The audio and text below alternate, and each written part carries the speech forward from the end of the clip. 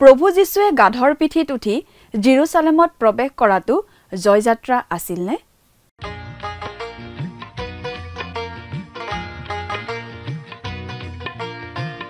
আজিৰে পবিত্ৰ ক্ষণতে উজলি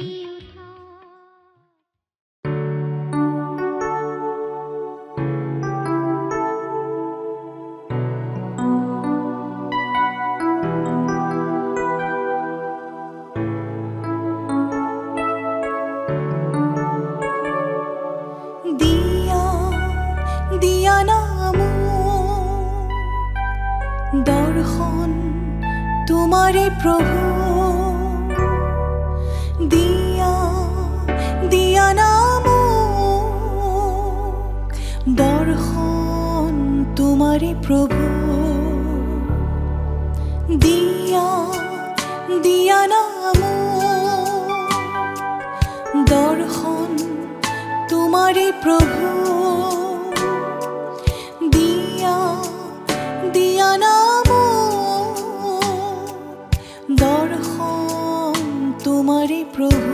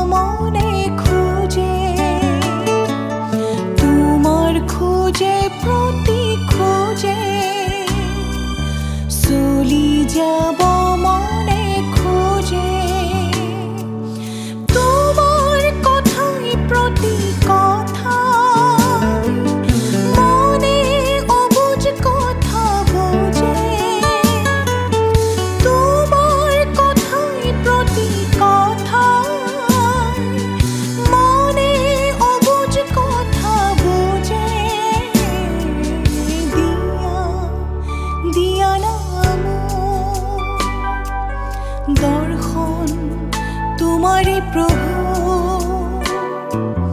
দিয়া নাম দৰ্শন তোমাৰে প্ৰভু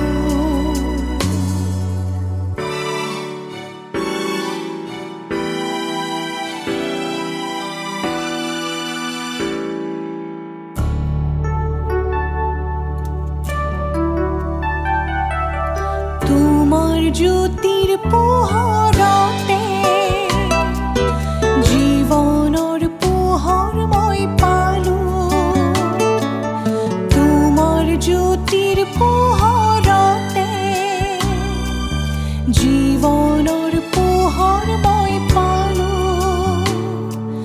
মোৰে পদে প্ৰতি পদে তোমাৰ খোজৰ পৰশ পালো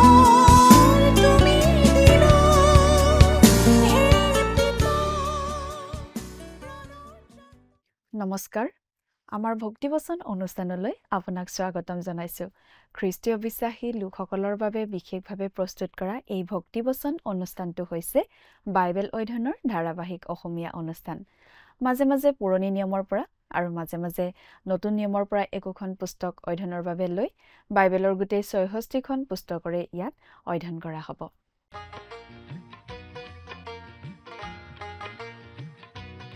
প্ৰিয় দৰ্শক, আপুনি যদি আমাৰ আগৰ অনুষ্ঠানটো শুনিছিল তেনেহলে আপোনাৰ নিশ্চয় মনত আছে যে আমি এতিয়া বাইবেলৰ পুৰণি নিয়ম খণ্ডৰ জখৰীয়া ভাৱবাদীৰ পুস্তক নামৰ পুস্তকখনৰ অধ্যয়ন কৰি আছো।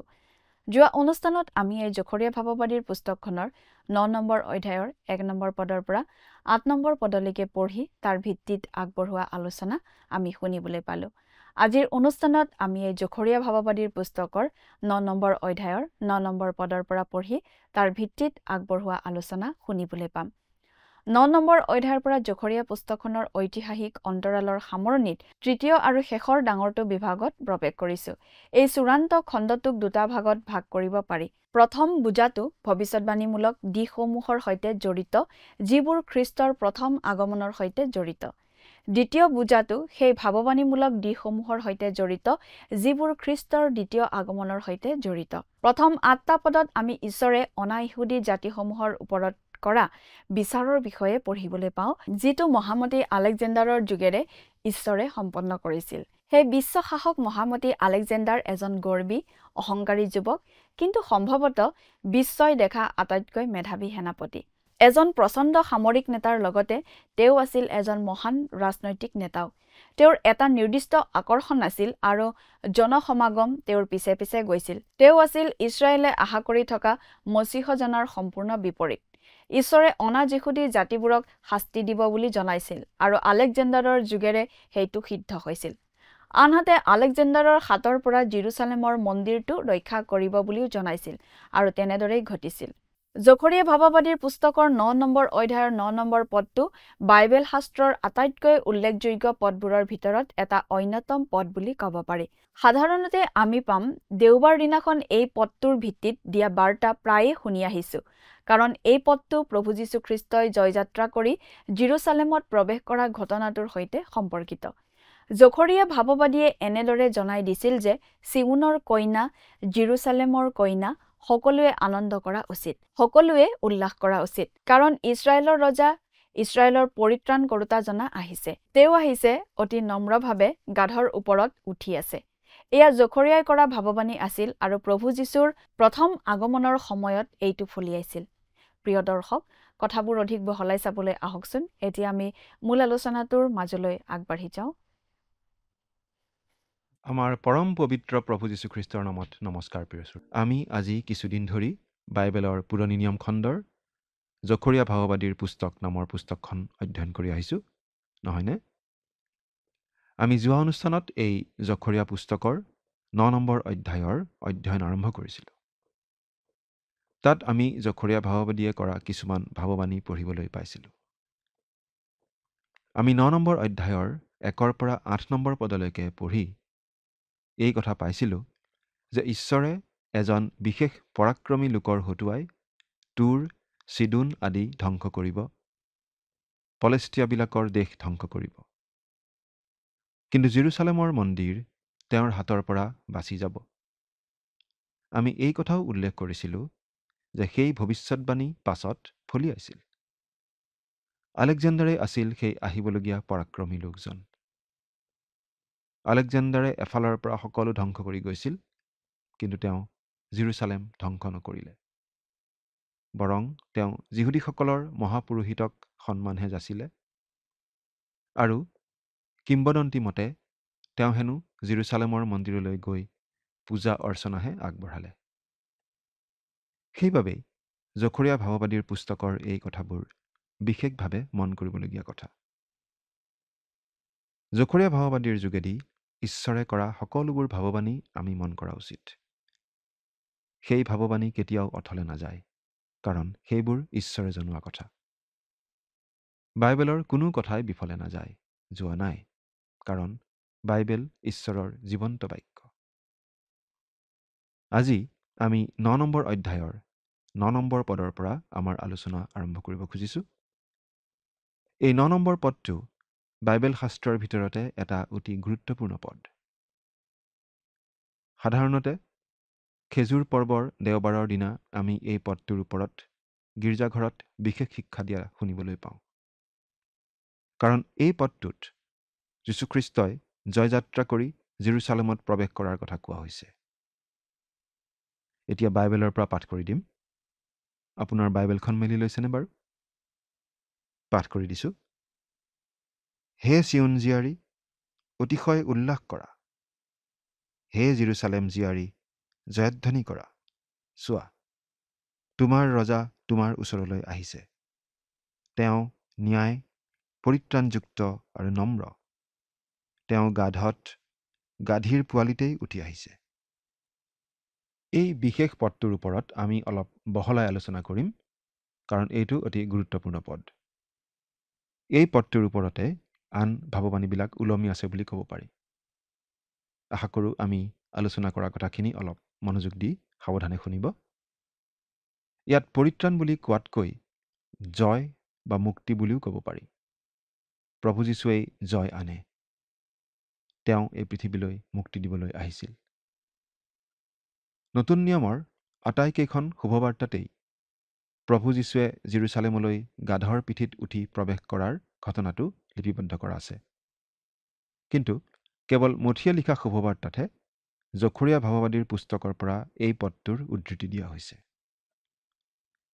যোহনে লিখা শুভবাৰ্তাত আকৌ জখৰীয়া ভাৱবাদীৰ এই ভাৱবাণীটোৰ চলন্ত বিৱৰণী দিয়াৰ নিচিনাকৈ কথাবোৰ লিখা হৈছে।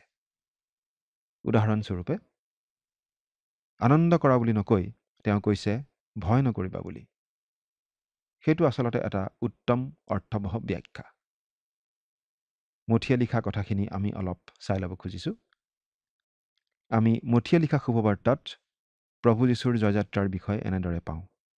মথি 21 অধ্যায় 1-5 নম্বৰ পদলৈকে পঢ়ি দিছোঁ।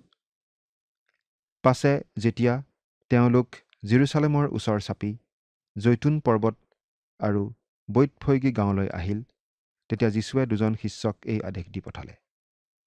তোমালোকে সন্মুখৰ গাঁওখনলৈ যোৱা। তাতে বান্ধি থোৱা গাধ এজনী পোৱালীয়ে সৈতে তেতিয়াই পাবা, মেলি মোলৈ আনাগৈ। আৰু কোনোবাই যদি তোমালোকক কিবা কয়, তেন্তে তোমালোকে ক'বা, প্ৰভুৰ এই দুটাত প্ৰয়োজন আছে। তাতে তেওঁ তেতিয়াই সেই দুটাক পঠাই দিব। ভাৱবাদীৰ দ্বাৰাই যি বচন কোৱা হৈছিল বোলে, তোমালোকে চিয়ন জীয়াৰীক কোৱা, চোৱা, তোমাৰ ৰজা নম্ৰ হৈ গাধৰ ওপৰত, অৰ্থাৎ গাধ পোৱালিৰ ওপৰত উঠি তোমাৰ ওচৰলৈ আহিছে। ইয়াত এই কথাটো মন কৰিবলগীয়া যে হে চিয়ন জীয়াৰী, উল্লাস কৰা, এই বুলি নকৈ মথিয়ে কৈছে তোমালোকে চিয়ন জীয়াৰীক কোৱা। আকৌ মথিয়ে জখৰীয়া ভাৱবাদীয়ে লিখা তেওঁ ন্যায়, পৰিত্ৰাণযুক্ত, এই কথাখিনি উল্লেখ কৰা নাই। গতিকে আমি বুজি পাওঁ যে মথিয়ে জখৰীয়া পুস্তকৰ 9 নম্বৰ অধ্যায়ৰ 9 নম্বৰ পদৰ পৰা আংশিক উদ্ধৃতিহে দিছে। তেওঁ বাৰু এই পদটোৰ কিছু অংশ বাদ দি কিছু কথা কিয় অন্তৰ্ভুক্ত কৰিছে? এই প্ৰশ্নটোৰ উত্তৰ আমি আগবঢ়াম। অনুগ্ৰহ কৰি বিশেষভাৱে মন কৰিব। মথিয়ে লিখা কথাখিনি আৰু যোহনে আগবঢ়োৱা ব্যাখ্যাখিনি প্ৰভু যীশুৰ প্ৰথম আগমনৰ সৈতে জড়িত বিষয়। অৰ্থাৎ জখৰীয়া ভাৱবাদীৰ পুস্তক এই 9 নম্বৰ অধ্যায়ৰ 9 নম্বৰ পদটোৰ যিখিনি কথা মথি আৰু যোহনে উল্লেখ কৰিছে, সেইখিনি কথা প্ৰভু যীশুৰ প্ৰথম আগমনৰ সৈতে জড়িত, আৰু বাকী থকা কথাখিনি প্ৰভু যীশুৰ দ্বিতীয় আগমনৰ সৈতে জড়িত। প্ৰভু যীশু যেতিয়া জেৰুচালেমত প্ৰৱেশ কৰিছিল, তেওঁ আহিছিল গাধৰ পিঠিত বহি। গাধ শান্তিৰ প্ৰতীক, নম্ৰতাৰ প্ৰতীক। প্ৰথমবাৰ তেওঁ আহিছিল শান্তিৰ প্ৰতিনিধি হিচাপে। জগতলৈ তেওঁ শান্তিৰ বাণী কঢ়িয়াই আনিছিল। কিন্তু প্ৰভু যীশু আকৌ আহিব। তেওঁ আহিব বগা ঘোঁৰাত উঠি। ঘোঁৰা যুদ্ধ বিগ্ৰহৰ চিন। প্ৰভু যীশুৰ দ্বিতীয় আগমন বগা ঘোঁৰাত উঠি হ'ব বুলি বাইবেলত কোৱা হৈছে, প্ৰতীকধৰ্মীভাৱে। কিন্তু তেওঁ শান্তি আনিব। কেনেকৈ? সকলো অধাৰ্মিকতাক পৰাস্ত কৰি, ধ্বংস কৰি। প্ৰিয় শ্ৰোতা, এই জগতখনে প্ৰভু যীশুৰ বিষয়ে সিদ্ধান্ত ল'বলৈ 2000 বছৰ সময় পালে। আৰু আমাৰ আজিৰ এই সমাজত প্ৰভু যীশুক এতিয়াও অধিকভাগ লোকে প্ৰত্যাখ্যান কৰে। গতিকে ঈশ্বৰে এই কথাটো অতি পৰিষ্কাৰভাৱে জনাই দিছে যে প্ৰভু যীশুখ্ৰীষ্ট আকৌ আহিব, কিন্তু শাসনকৰ্তা হিচাপে। তেওঁ প্ৰথমতে আহিছিল আমাৰ পৰিত্ৰাণৰ কাৰণে, ক্ৰুচত মৃত্যুবৰণ কৰি দিবলৈ। কিন্তু তেওঁ যেতিয়া দ্বিতীয়বাৰ আহিব, তেওঁ আহিব শাসন কৰিবলৈ। এই কথাটোৱে নিশ্চয় জখৰীয়া ভাৱবাদীক বিমূৰত পেলাইছিল। কথাটো নিশ্চয় তেওঁ বুজি পাবলৈ টান পাইছিল। আজিও বহুতো লোকে কথাটো বুজি পাবলৈ টান পায় বুলি আমি ক'ব পাৰোঁ। পাচনি পিতৰে এই কথাটো পৰিষ্কাৰভাৱে জনাই দিছে যে কেৱল জখৰীয়া ভাৱবাদীয়েই নহয়, আন আন লোকেও এই কথাটো বুজি পাবলৈ টান পায়।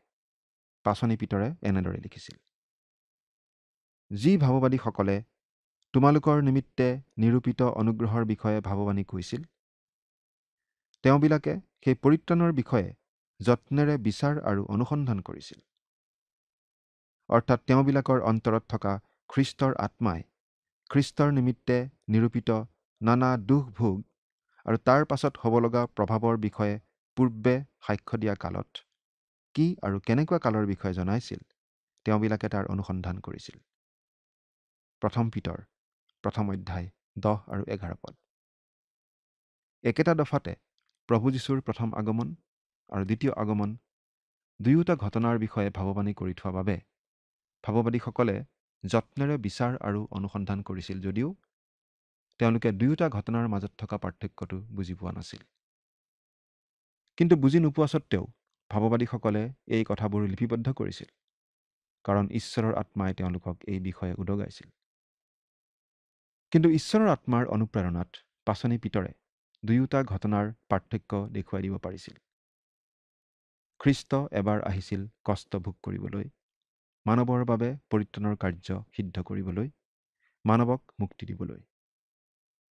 তেওঁ এই পৃথিৱীলৈ দ্বিতীয়বাৰ আহিব গৌৰৱময় ৰজা হিচাপে মহাপ্ৰতাপেৰে শাসন চলাবলৈ। মথিয়েও ঈশ্বৰৰ আত্মাৰ অনুপ্ৰেৰণাত সেই পাৰ্থক্যটো দেখুৱাই দিব পাৰিছিল আৰু সেইবাবে তেওঁ জখৰীয়া ভাৱবাদীৰ পুস্তকৰ 9 নম্বৰ অধ্যায়ৰ 9 নম্বৰ পদৰ সেই অংশখিনিহে উল্লেখ কৰিছিল যিখিনিয়ে প্ৰভু যীশুৰ প্ৰথম আগমনৰ কথা বুজায়। প্ৰভু যীশুৱে গাধৰ ওপৰত উঠি জেৰুচালেমত প্ৰৱেশ কৰা কাৰ্যটো তেওঁৰ জয়যাত্ৰা বুলি কোৱাটো আচলতে ঠিক নহয়। এজন বিখ্যাত লোকে এটা উদাহৰণ দিছিল। মানুহজনে হোটেলৰ পৰা ৰেল ষ্টেচনলৈ যাবলগীয়া আছিল। সেয়া আছিল দ্বিতীয় বিশ্বযুদ্ধৰ পাছৰ কথা। সেই মানুহজনে দেখিলে বিশাল জনসমুদ্ৰ। ইমান মানুহ তেওঁ আগতে কেতিয়াও দেখা নাই আৰু ভৱিষ্যতেও কেতিয়াবা দেখিব বুলি আশা কৰা টান বুলি কৈছিল। ইমান মানুহ আলিবাটত গোট খাইছিল যে কোনো গাড়ী মটৰ কোনোফালে যাব নোৱাৰা অৱস্থা হৈছিল। তেওঁ এখন টেক্সি ভাড়া কৰিব খুজিলে, কিন্তু টেক্সি লৰচৰ কৰাৰ কোনো উপায় নাই। অৱশেষত নিৰুপায় হৈ তেওঁ হোটেলৰ পৰা খোজ কাঢ়িয়েই ৰেল ষ্টেচনলৈ যাব লগা হৈছিল। ইমান জনসমাগমৰ কাৰণ কি তেওঁ জানিব বিচৰাত গম পালে যে দ্বিতীয় বিশ্বযুদ্ধত বিজয় সাব্যস্ত কৰি ঘূৰি আহিছে নিজৰ দেশলৈ সেই দেশৰ সেনানায়ক বিজয় গৌৰৱেৰে। সেয়া আছিল তেওঁৰ জয়যুক্ত আগমনী।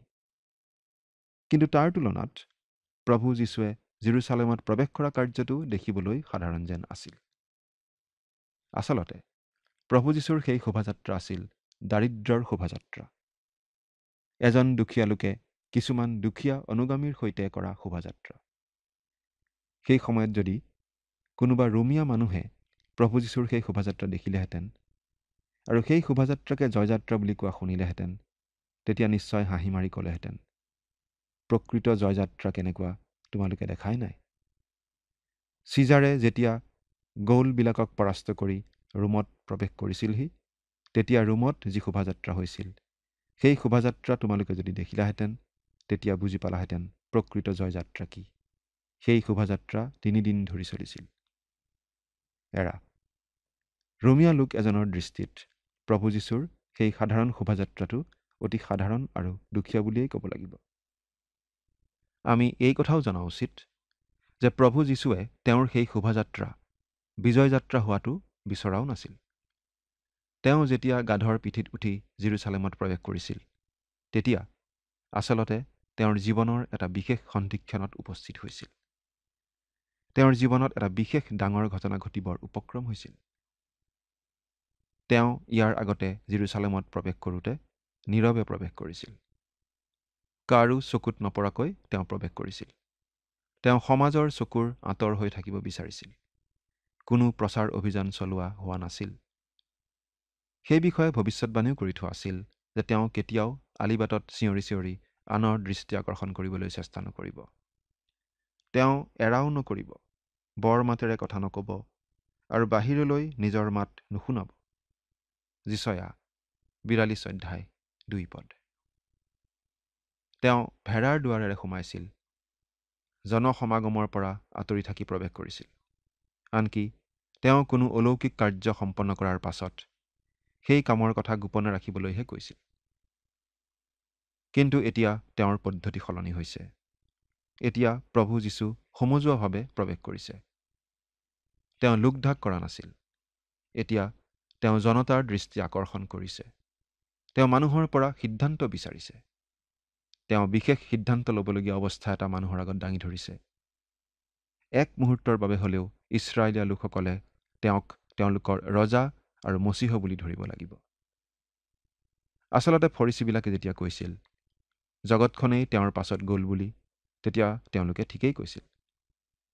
তেওঁ প্ৰৱেশ কৰোঁতে জেৰুচালেম উখল মাখল লাগিছিল, কিন্তু তেওঁ নিজকে আগত স্থান দি তেনেদৰে প্ৰৱেশ কৰিছিল যদিও তেওঁ নম্ৰ আছিল। মঠীয়ে জখৰীয়া ভাৱবাদীৰ কথাৰ পৰা সেই কথাটো বিশেষভাৱে উপস্থাপন কৰিছে। তেওঁ ন্যায়বান আৰু নম্ৰ বুলি। বহুতে ক'ব খোজে যে তেওঁ যে গাধৰ ওপৰত উঠি আহিছিল সেই কথাটোৱে তেওঁৰ নম্ৰতা প্ৰকাশ কৰিছিল, কিন্তু কথাটো তেনে নহয়। সেই সময়ত ৰজাও গাধৰ পিঠিত বহি গৈছিল। ঘোঁৰা হৈছে যুদ্ধৰ জন্তু। শাস্ত্ৰটো তেনে হিচাপে ব্যৱহাৰ কৰা হৈছে। আমি বিচাৰকৰ্তাবিলাকৰ পুস্তকৰ 10 নম্বৰ অধ্যায়ত 3 আৰু 4 নম্বৰ পদত পঢ়িবলৈ পাওঁ যে এজন বিচাৰকৰ্তা আছিল আৰু তেওঁৰ 30জন পুতেক আছিল। তেওঁ প্ৰত্যেকজন পুতেকৰ কাৰণে গাধৰ ব্যৱস্থা কৰি দিছিল। আজিৰ দিনত নতুন গাড়ী এখন কিনাৰ নিচিনা কথা। গাধত উঠাটো নম্ৰতাৰ চিন নহয়, ৰাজকীয়তাৰহে চিন। জখৰীয়া ভাৱবাদীৰ এই ভাৱবাণীৰ যোগেদি এই ভাৱটো প্ৰকাশ পাইছে যে যদিও প্ৰভু যীশু ৰজাৰ নিচিনাকৈ প্ৰৱেশ কৰিব, তেওঁ কিন্তু নম্ৰ আৰু মৃদু স্বভাৱৰহে হ'ব। আৰু এটা কথা আমি উল্লেখ কৰিব খুজিছোঁ। বহুতো বাইবেল পণ্ডিতে বিশ্বাস কৰে যে খ্ৰীষ্টই 3 বাৰ জেৰুচালেমত প্ৰৱেশ কৰিছিল। তেওঁ প্ৰথমবাৰ প্ৰৱেশ কৰিছিল বিশ্ৰামবাৰ অৰ্থাৎ শনিবাৰে। তেওঁ দেওবাৰেও আহিছিল আৰু সোমবাৰেও আহিছিল। বিশ্ৰামবাৰৰ দিনা তেওঁ প্ৰৱেশ কৰিছিল ৰজা হিচাপে। মাৰ্কে লিখা শুভবাৰ্তাত আমি এনেদৰে পাওঁ, তেওঁ কেৱল চাৰিওফালে পৰ্যবেক্ষণ কৰিছিল। ধন সলোৱাবিলাক সেইদিনা মন্দিৰত নাছিল, কাৰণ সেইদিনা বিশ্ৰামবাৰ আছিল।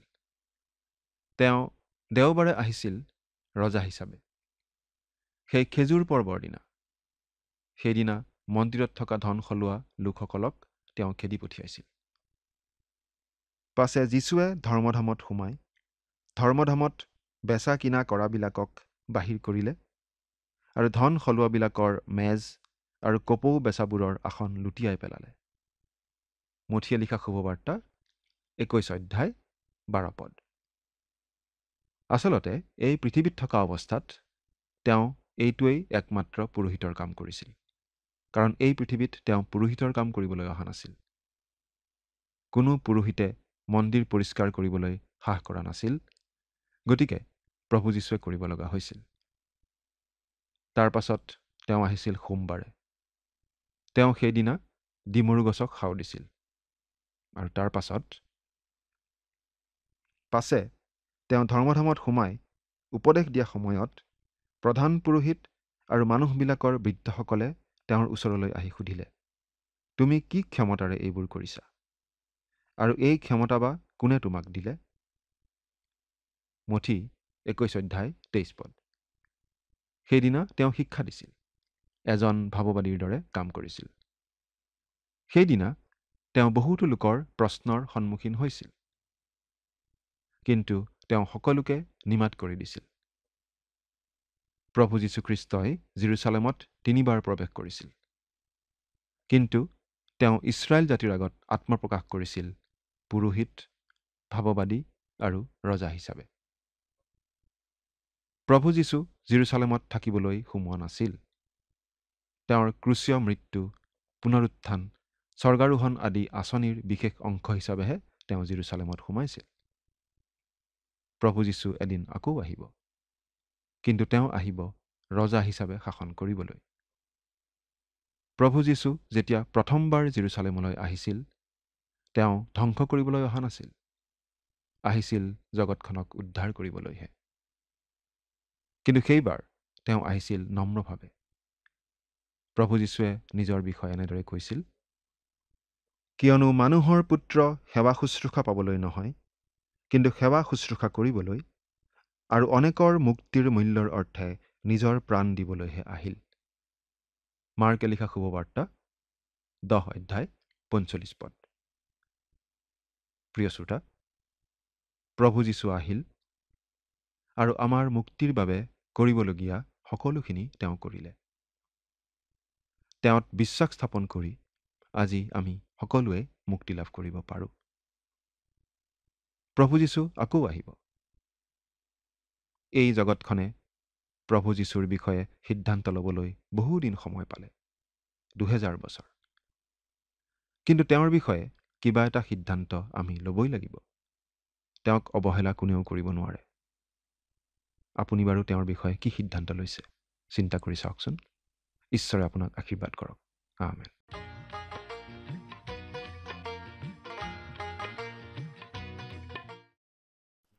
মহামতী আলেকজেণ্ডাৰে বৰ্তমানৰ আধুনিক তুৰস্ক পাৰ হৈ ডাঙৰ ডাঙৰ চহৰবোৰ ধ্বংস কৰি এফালৰ পৰা আগবাঢ়ি আহিছিল আৰু তেওঁ ইছৰাইলৰ মাজেৰেও জয়যাত্ৰা কৰি পাৰ হৈ গৈছিল। তেওঁ জেৰুচালেমলৈ আহিছিল। সকলোৱে তেওঁ জেৰুচালেমক ধ্বংস কৰিব বুলি আশা কৰিছিল যদিও তেওঁ জেৰুচালেমক ধ্বংস কৰা নাছিল। আলেকজেণ্ডাৰৰ জেৰুচালেমত বিজয়পূৰ্ণ প্ৰৱেশ চাবলগীয়া আছিল, কিন্তু কেইবাশ বছৰ পিছত প্ৰভু যীশুৱে এটা সৰু গাধত উঠি জেৰুচালেমলৈ আহিছিল। প্ৰভু যীশুৱে ধ্বংস কৰিবলৈ নহয়, ৰক্ষা কৰিবলৈ, পৰিত্ৰাণ দিবলৈহে আহিছিল। তেওঁ এখন বৃহৎ ৰাজ্য গঠন কৰিবলৈ অহা নাছিল, অনেকৰ বাবে নিজৰ জীৱন মুক্তিপণ হিচাপেহে দিবলৈ আহিছিল।